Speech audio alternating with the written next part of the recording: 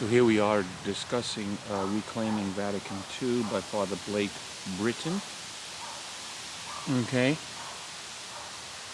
And we're going now to page 2, where he talks about the spirit of Vatican II. Their solution to this perceived shortcoming of the Council's documents, instead of adhering to the documents of the Council, some theologians opted to follow what they called the spirit of Vatican II. You can probably see where this is headed. In setting aside the texts and focusing instead on the Council's spirit, a vast margin was left open for the question on how this spirit should subsequently be defined, and room was consequently made for every whim. In lieu of promoting the documents as written and in cooperation with the magisterium, certain theologians presented the teaching of the Council through the lens of their own theological agenda, foisting themselves on public opinion as authentic interpreters of the Council. This clearly contradicts the proper vocation of a theologian. Theologians are not freelance agents or self-appointed judges of the magisterium. Before or else, they are humble servants, officially charged with the task of presenting and illustrating the doctrine of the faith in its integrity and with full accuracy. However, that ideal was not upheld by various theologians in the years following Vatican II. And I would say, my friends, we have to think also about the current Synod, that the spirit of the Synod is not something that is hijacked by theologians who have a personal agenda. I mean, in reading this book, I'm seeking to understand what Vatican II said, how it went wrong, how do we interpret it, and how do we move forward. And I think this book by Father Britton, Reclaiming Vatican II,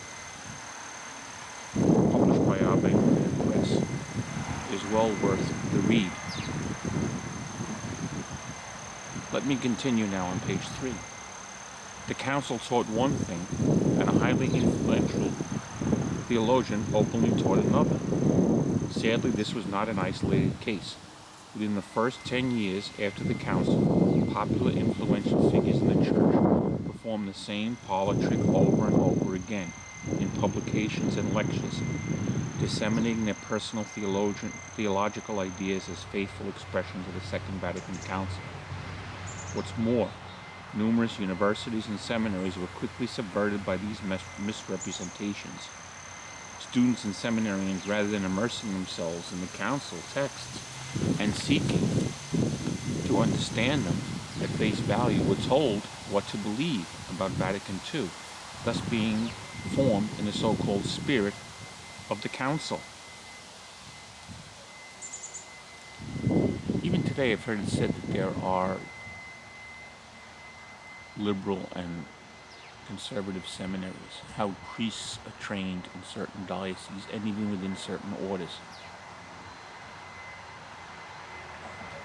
The last thing on page 4, this conciliar attitude spoken of by Pope Emeritus is often referred to as the spirit of Vatican II. In reality, however, many of the things done in the so-called spirit of Vatican II are quite contrary to the actual teachings of the Council. I'll always remember what one bishop told me during a retreat. If a person says their theology or program is done in the spirit of Vatican II, it most likely isn't. The Council has interpreted these theologians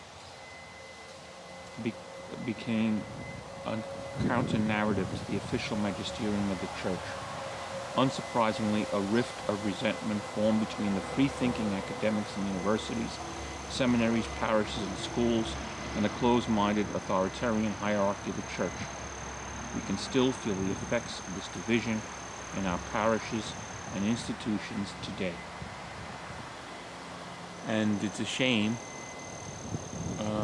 because this is still with us. The press is more antagonistic than ever. Certain Catholic periodicals, Catholic universities, Catholic organizations, Catholic NGOs are really against church teaching, although they call themselves Catholic. For me, it's disheartening. do you think?